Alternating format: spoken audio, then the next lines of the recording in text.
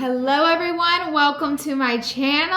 I thought it would be a great time to get deep and get close again, to do a juicy Q&A. I truly said just ask me anything, like no limits, and I'm going to be answering some of those questions that maybe I've never answered before. I haven't gone through yet, so listen, I have no idea what you guys ask, but you always go there. You always go there, and so I know you're going to. So we're going to be jumping right in, and I'm going to be answering your juicy Q&A questions with a little closet get ready with me. 1, subscribe. 2, give me a thumbs up if you're feeling generous. And let's jump in. I have a really hard time glamming and doing questions, so I'm gonna try to do my best. But first question, juicy one. Did Jaclyn help you in the decision to end your makeup brand? Such a good question. As you guys saw, Jaclyn Hill ended her brand, Jaclyn Cosmetics, before I ended Larlarlee Los Angeles. And I do hang out with Jaclyn every now and again because she's in LA. Love her to death. I had already made the decision to close my cosmetics brand before I had really gotten into talks with her on the brand thing. So that was a long time coming for me. However, her going through it and being so open and telling me all about her experience in that did give me confidence in doing it, and it made me feel better about doing it. And that's the beautiful thing about community and having friendships. It's interesting. Sometimes we need women in our life to inspire us to do, and sometimes we need women in our life to inspire us to don't, and to end things and to close things. And I think she did inspire me and made me feel more excited about it versus dreading it, because her experience did go positively with closing her brand. I had already made the decision. Her going through it just made it easier for me. And hopefully me being open about closing my brand will also help other people out there who's like, you know, weighing on that. Our next question is, do I use a period tracker? And I don't and never have really tracked my period, which I don't know if that's a good or bad thing, but she's always there. That's the thing. She's always there. So I haven't really had to track her as much, but I understand a lot of people want to or do. I just get surprised by mine, and that's just honesty. If you guys know a good period tracker, comment down below. That's also a great question because I want to talk to you guys about MIDI Health. MIDI is the leading virtual care clinic for perimenopause and menopause. MIDI has certified menopause specialists. They're now offering new longevity care for women of all ages. So whenever you book a virtual insurance covered MIDI H-Well appointment, you're going to gain access to a personal care plan for you. You get cutting edge screenings, advanced lab testings, as well as 24/7 support. Their new Age-Well is longevity care that's simple, science-backed, and it is made entirely around you. With Age-Well, their preventative care helps you take action for a longer, healthier future. I personally love that it's a virtual visit, so it just makes it much more accessible and easy to use and easy to get that appointment in. So many women do not know where to go to cover these topics that MIDI covers, and MIDI just makes it so easy. I also like that you get to speak to an actual person. Longevity care should be accessible to everyone, and now it is. It is longevity care designed for women's bodies, women's hormones, and women's needs. So if you're looking for personalized, compassionate care that's actually covered by insurance, click the link below to schedule your MIDI visit. Thank you to MIDI Health for sponsoring today's video. Now let's get back to the question. Next question, advice for your 2018 self. Honey, y'all came in swinging. I love it. We're using the new Tear liquid cushion. They turn their cushion into a liquid. It's so good. Oh my God, it's so long wear. I'm obsessed with this one. I am in the shade 29N. I still use the little sponge that comes with it. They recommend that, but it just like melts into your skin. It's incredible. Super full coverage, or it can get there. It can get super full coverage. But anyways, advice for my 2018 self. One is I made a really big mistake in making like my social media career my entire world. Like nothing else mattered. Like it was just like the biggest thing because nothing like this had ever happened to me in my life. So you can't blame me for that. Not putting all your eggs in one basket. You have to learn that. You know, that was a learning lesson for me. And you have to build a life outside of your career. And I was just so obsessed with being a YouTuber or influencer that it's all that really mattered to me. And like 2018 taught me like, baby, a social media career is a tumultuous, finicky thing. So it's definitely not something you want to build your entire life around, which I did and I still do to an extent, but I have so many more outlets and people in my life that have nothing to do with social media. Whenever there's drama or anything just fell through my social media career, I crumbled because I had nothing else to go to because I spent my whole you know, I spent years and years just feeding into this one thing rather than building an actual life for myself outside of social media. I feel like I just spun out so bad at that time because I made it my entire world. But if I had other outlets to go to, mentally, I would have been a more sound person, and I would have handled everything better and just like been better of a person, and just like everything would have been better. I would have made better decisions, and like, listen, being on the internet for as long as I had, you're going to see the best days and the worst days. I'm so far from a perfect human being. And I never want to put out there like, I'm perfect. I have it all together. I know all things. I don't. I'm definitely still learning. New tier concealer. We have a double ender, and I love it. So I like to go in with this little liquid side first. By the way, I'm using the shade 4.5 in. It doesn't take a lot. It's actually pretty full coverage. But I always like to make clear, I'm not perfect, and I'm still always learning. I'm learning about myself. Everything happens for a reason, and I am better for it. I've learned so much, and it's whenever you flop and fail in life, that's whenever you learn, because those are the best days, because that's when change occurs. It's when you grow. It's when you learn how you are, who you are as a human on your worst days, and you really learn what you can handle and what you can take and how resilient you are through adversity. But you know, you have to live, learn, forgive yourself, and let it go, and that is definitely something I've worked on and done as well. So advice for my 2018 self, I'd say get a hobby, take a step back from your career. I had become a famous influencer, and nothing ever cool had ever really happened to me before, so I made it my world, and we learned from that. I feel like whenever you take a step back from something and aren't so desperate and obsessed over it and with it, you're able to see things more clearly and make better decisions. And that's why I always hone in on, I just wish I would have, you know, taken that time to really do that and see things for what they were, but I didn't do that, babe. Next question is, do you ever see yourself moving out of California? I don't think so. I mean, I am one of those people that anytime I have planned my future, it just did not go the way I planned whatsoever. So I like to tread lightly on where I plan, because I feel like it's a waste of my time. Like, life has its own plans, you know, and like, especially in the career that I'm in, it's like all over the place. So I don't know, but like, as of right now, I don't ever see myself moving out of California. I personally think it is the best state. I think it's the most expensive state, which I don't love that. Expensive for a reason, because it's such a great state, and it is one of the most beautiful states, and I love the weather, and I love being close to the beach, and I love the community here, and I'm constantly inspired to do the most. No, I am constantly inspired here because everybody is such a non-complacent go-getter in Los Angeles. It's a tough city to be complacent in because it's so hard to hustle to live here. So it congregates a lot of people with a lot of drive together, and that is just gonna be so inspiring to be around. So that's part of the reason I love LA, is the community. Next, we gotta talk about something. Okay, I got blown up ass. Was I on a GLP-1 or Ozempic? And I am not, but I've never been like asked that many times. Like, I will tell you, there's probably like 30 people that were like, are you on Ozempic or GLP-1? I'm not, okay? I would not lie to you about that. I don't think there's absolutely anything at all wrong with being on one. I am not on one. I've never been on one. I've never actually even done a like actual diet plan and gone through with it. So no. Now I'm getting accused, I think for real, outside of the joke. And I'm like, wait a minute. This is turning on me. Also, let me say this about Ozempic or GLP-1. I don't think there's anything wrong with being on them. I think there's a problem when you're on them and you're trying to sell a weight loss program or a diet, and you're not telling them that you're on GLP-1 and you're selling a false narrative. So I do think that's a problem. But anyone that's just like on it, no. I mean, that's their business, and I don't think there's a problem with it. I have family members on it. I have friends that are on it. Go for it, absolutely. But being sure that as far as an influencer, that you're not trying to like sell weight loss, and that you're being honest about the conversation. Did I ever get bored of each other? Like, how to spice it up, keep things alive. I just got like a ton of that in general, and every time I do these questions, I get a ton of that. And I feel like, you know, people do kind of not hit a plateau in their relationship. This is the thing. As humans, we need change. It's just like how we function. It's how our brains work. We need change in our lives and in our relationships. You know, when you're with someone, things can get a little bit stagnant, and of according to podcasts I listen to,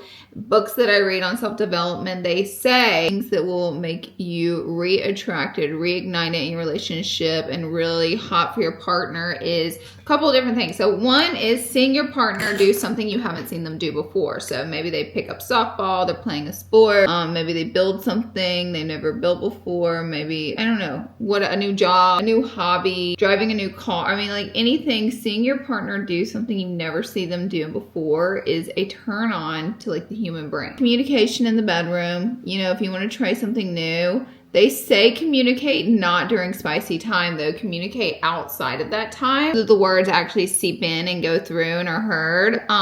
We did a relationship podcast with Kimmy Crawford. If you guys want to listen to that episode, we talk a little bit about that. Another thing is hobbies. I think hobbies are so underrated because we have every screen and easy platform in our face, our phones, our TVs, our laptops, to entertain us and keep those wheels turning. But we actually, as couples and as individuals, need hobbies outside of that. So you got to find something to do. Maybe you guys always do an afternoon walk. Maybe you guys always do a walk after dinner. Maybe you guys cook dinner together. Maybe you guys fix up your yard, fix up your backyard and work on it together. Maybe you clean together. Maybe you go somewhere to the beach together or to a park together or to the movies. You and your relationship you guys need to have a little hobby outside of a screen or your children together. You need a little something you do together, and it will take your relationship a really long way as far as like getting out of like a stagnant boredom. So important. And this hobby can change. Something together that you haven't really been doing, like a new hobby, and then switch it up. That's going to take your relationship a long way. And I think it's so underrated and people ignore it because you have every screen in your face to entertain you. So just try it. Just try it. It's so worth the health of your relationship. This next one's just a good girl talk question. I'm the only one who's paranoid about smelling down there. I mean, I'm clean. Totally. You're not the only one, by the way. First of all, not everybody has a woman in their life to explain all the details of what's going on down there. So I think it's good to talk about it. Don't use scented products like body washes and scented soaps down there because it could throw off that pH. You want to use something unscented. I recommend Honey Pot. I love the brand for a feminine wash, but if you're just like, I don't want to get into that, I want to use soap, anything like Dove plain white unscented soap is going to set you right every single time. Also, you should be wearing an underwear that's breathable. So those like nylon thongs are not what's breathable. You're going to need cotton underwear where your hoo-ha can breathe through, and that's going to help with the odor. Okay. They also make wipes for down there by Lumi. So if you feel like you're getting a little sweaty and a little odorous throughout the day, you can do a little self-wipe, and I will link them. They're by Lumi. They're on Amazon, and they are great. But in general, if you are having breathable underwear, you're not leaving swimsuits on too long, you're not taking too many baths, you're not using those scented products, you should be good to go. But if you are noticing a persistent odor down there, that is definitely something to check out because so much can go on in there. UTIs, yeast infections, bacteria infections, and they are important to be treated. Would I buy a new engagement ring? Just curious. You know, it's so interesting. Like everybody in my industry, like my end of influencing, all have like these huge rocks engagement ring. And I used to. Y'all know I lost it. I left it in London, okay? That was years ago. That was long ago. That's when this person's asking me. I got a new band and I wear that. People used to get very upset in my videos when they would always see me without a wedding ring. They're like, are you married or not? And I'm like, whoa. My parents never wore their rings, maybe for different reasons. But I would get an engagement ring. I would get a new engagement ring to answer your question, yes. This is by Armani and it's like this little copper liquid eyeshadow, and I'm just going to put this as my base today. We're using the Natasha Denona palette, and I'm going to take some of this shimmer here. And we're just going to apply it right on top because they kind of mimic each other, and this is just going to build it up and make it even more pigmented, which I love. Next question, how did you start spending more money after being broke? It's a hard transition. I thought this was a unique question. I think this person means they know I've been a broke-ish majority of my life, literally majority, and by broke I mean like super broke. And then I obtained money the more successful I got and further I got into my influencer career. But how did I transition? I actually had a hard transition in that, and I had a really bad relationship with money I had to rediscover. I read the book, You Are a Bad A at Making Money. I'll put the book here, I'll link it. And it really goes deep into like your relationship with money, which you may not think you had, but I had a really negative relationship with money due to my upbringing and us never having money. So money was like pitted as evil, but we always needed it. And it was like the fix all. So it didn't make sense to me until I rediscovered my relationship with money throughout this book, and it helped me rebuild how I view money and making money and what I do with money, and it literally kind of fixed all my problems there. I'm not even kidding. So the relationship with money, because it is the currency we all have to deal with, has been tumultuous, but it's a really good relationship I have with money, and I've been more successful with money now that I rebuilt my relationship with it. Isn't that crazy? You don't even think you have a relationship with this currency, but you do. It affects us all. I come from, a family where there was no talk of investing money because there was never money to invest, right? So now I'm in a world where I do invest my money, and like that conversation is tricky. Again, rebuilding my relationship with money really helped me out there, and I did the work and I rewired my brain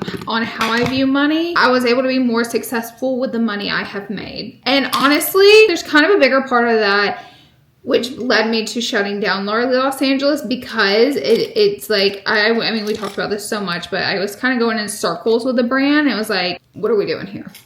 What are we doing? Next question says, not a juicy question, but when are we getting the Slouch Socks bag? It's not juicy, but it's a good question. And we are getting the Slouch Socks bag. Yeah! I told you guys I was going to bring them back. So we're going to bring back the Slouch Socks. They're in production right now. We are doing a new color that we haven't done before, so that has been the hold up, the approval of the new color, because I want to launch them all at the same time, because we're going to do 2 colors that we've had in the past, our most popular colors, and then we're adding on a 3rd, but that little add-on took a little time in production to create this new color, but it's done. It's in production, and it's going to be either June or July. It takes forever. It really does, but we are getting Slouch Socks back. Next question, I actually got asked if I hang out with 2 influencers, like in 2 separate questions. Are you still close with Joey Garcefa? Do you still hang out? And do you ever talk to or have anything to do with Tati anymore? Tati and Joey Garcefa, you guys are like, what's up? I think that's because these are 2 influencers in the past who I have hung out with a few times. And so you guys are like, are you guys still friends? Like, what's the tea there? And honestly, the tea is that my window of like close friends is so tiny. The older I get, that just kind of, you evolve as a person. You realize you don't need 10 million friends to hang out every single night. It's okay to have like a couple best friends and let life be that. And that's kind of what the tea is. Also, I think Tati lives in Texas. That would be difficult for us to hang out, but every now and again, I pop over, I see a couple of her videos. She's still doing her thing, killing it. I have no bad blood there. And then same with Joey Garcefa. Also, he lives closer to me, but I think after him and Daniel broke up, I think he just kind of created like his own life and his own world. And again, no bad blood there at all. It's just like we're in different places now, in different spaces now. So that's kind of my tea on that, but there's no negativity there. You know what I mean? I think we're all just older and just like stay in our own space a bit more. Next question is, did I get my boobs done? And to answer your question, no. I've seen people comment, or like one person comment, they're like, girl, you really need to get a boob lift. And I'm like, first of all, why are you telling me I needed to get plastic surgery? Like, who goes on the internet and tells someone they need to get plastic surgery? I think enough people get plastic surgery that we don't have to tell the few who don't they need to. I'm not getting a boob job or boob lift. I just don't want one. I don't think there's anything wrong with one. I just don't want one, and I think that's okay to not want one and just want your normal boobs, like can a girl just live, and just have what she was given. Where I'm at in my life, at my age now, I don't want one and I don't have one, and they're just like my normal everyday girls. Next question, what do you think the biggest difference from 2016 Laura to now Laura? Well, everything. I mean, 2016 was 9 years ago, almost 10 years ago. So it's cool though. It's like a cool question because it's like you guys have been with me since then. So you've seen like a human being evolve since then. And I know you guys see a huge difference in who I am. So you're like, hello girl, talk about it. And let's do. Well, one, I'm just like older now. So like, give me some grace. Back then I was so young, like in my early 20s and unleashed into Los Angeles. She was crazy. She was crazy. She got us very far though. 2016 Laura, she got us very far. She was sickening. It's just like I have grown so much as a person. I've put myself out there and have dealt with so much adversity. So many things that I would have never dealt with if I didn't put myself out there and go for this crazy life that I'm in now, right? That causes a person to grow and change so much living through all those things. And I have, and I've matured so much, and I've done so much work on myself and self-development and mental health that I've gotten myself to a really happy, good spot. And I'm like really happy with my life despite things that I've overcome and have gone through. I think I'm a lot more patient now. I think I'm a lot more settled now. I'm a lot less desperate now, meaning my energy is better and like I'm okay letting things come to me. And if I want something so bad, I don't force it to happen. And that allows me to make better decisions. The internet took like a super normal girl, me from Alabama. I like blew up overnight and a very relevant person in the world of the internet. Okay, so it's like I didn't have like a good team to help me manage that, or like my parents and like family members, like people like Alex Earl do today. They have like these teams that come in, publicists, and they like run the show and they tell you your do's and your don'ts and your mistakes and say this and don't say that and wear this and don't wear that and here's your stylist. Like now influencers are less, like it was the wild, wild west back then, and like now influencers are more, they're more guided. Let me say that. And what you saw before was more raw and I think more real in the past, but you know, like as humans and influencers, we live, we learn, we evolve. So I'm glad we all got to see that version of me. I love it. It's real. It was so real. And now, like, I really think about things I do for a long time before I do them. I put a lot of consideration into words that I say, people I hang out with, and what I show on social media, and that's maturity and that's growing up, and I did that. So I feel like I have a lot of guidance now, and I feel like I've guided myself a lot now, and that comes with just like growing up, you know? Dibs. I call these the glory years of being an influencer because my life is so peaceful, happy, but so successful at the same time. So I just feel like I'm truly in my influencer glory years. I say it all the time to Manny. I'm like, we're in the glory years. We're in our glory years. Next question is, Laura, I love you, but why do you take videos of yourself in Pilates class? I can't with it. This person probably lives in an area where filming is frowned upon and stared at and weird, but I live in Los Angeles where you have free will to film more and no one cares. So the owner of our Pilates studio added all those mirrors and stuff, one for your workout, but they encourage and love people to film their workout. And I like to film my workout because one, I just want to and can. So I do. Two, also I like to inspire other people to move their bodies if they can. So if I'm going to film a couple clips of me working out, I will be sharing them. And again, this is all perspective. So this person probably lives in an area where not a lot of people are filming themselves, so they find it very out of pocket and very weird. But like in the land that I live in, Los Angeles, baby, we film everything. And it's okay. Like, we love it. And it inspires other people. So why not? What is one thing you dislike about being a content creator? By the way, we finished the glam. This is what it looks like. What's one thing I dislike about being a content creator? So I said this on the podcast. I mentioned like I don't like knocking on being a content creator too much because it's such a ridiculously good, privileged career.